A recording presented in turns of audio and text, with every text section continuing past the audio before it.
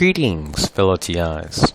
Now, in June 26, 2018, a lot of stories concerning these fentanyl-laced flyers placed on a sheriff's department were all over the news stations all across America.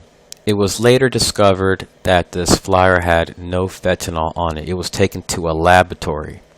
So when the police officer touched the flyer, immediately afterwards, she was sickened.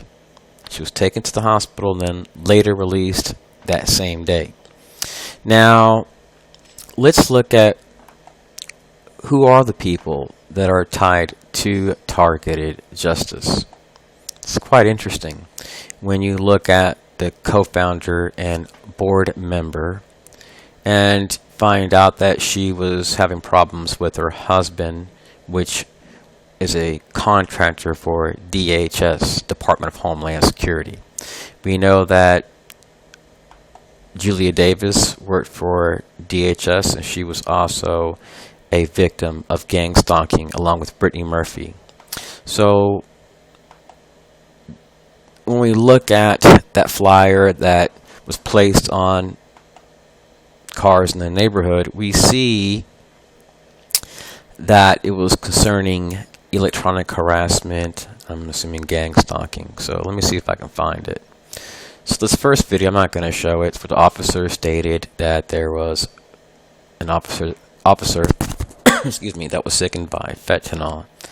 This one right here shows the laboratory, or talks about it. Hold on a second. I think this is it. So this is a clip of the flyer. Let's see if we can see the flyer. Hold on a second. Here's the flyer. Let me go back. Whoops, I went too far.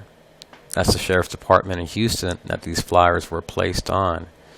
So here's the flyer. Oops, for some reason it's passing by real quick. Okay, targeted justice. So this was a flyer that anyone could have put on a vehicle. Now, we do know for a fact that there has been a successful case concerning electronic harassment. It's not bogus. And there's been other cases too. So let me see if I can find it. I think I just mentioned it recently here. Here it is. James, it's called Walbert, I think is his last name. It's a weird last name, but it's the first U.S. court victory concerning electronic harassment. Now we know Department of Justice has access to electronic weapons. Police also have access to LRADs, see-through technology, and so on. So this is not top secret. I was just reading this. This has nothing to do with what I'm talking about, but I found it quite interesting. So that was kind of crazy. So anyways, when we look at all the people that are whistleblowing, we see that most of these people are educated. They're doctors, they're agents, federal agents. When we look at, I have her name twice on here. Let me take that off. So NSA whistleblower Karen Stewart. And by the way, she's also a board member for Targeted Justice, which is quite interesting. So let me see if I can find their website again. So that way we can actually take a peek. Let me see how much time I have left on here. Okay. So let me go to the very bottom here. So we see here Karen Stewart, former NSA intelligence analyst. And when we look at these people, let's look at their degrees. Let's look at their accomplishments. Let's look at the type of jobs and education that they have. I mean, these are educated people, and also people that have discovered some things or are targeted due to their maybe bloodline and so on. And people that have worked for NASA, Marine Corps, people that are on podcasts exposing this movement. So there's a lot of people. This is interesting. This guy, let me see, Jack climbed the correct, let me see. He's the first person in the world to climb the correct seven summits.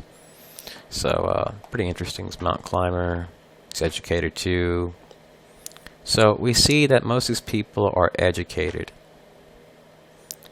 These people are not people that are delusional, that are uneducated.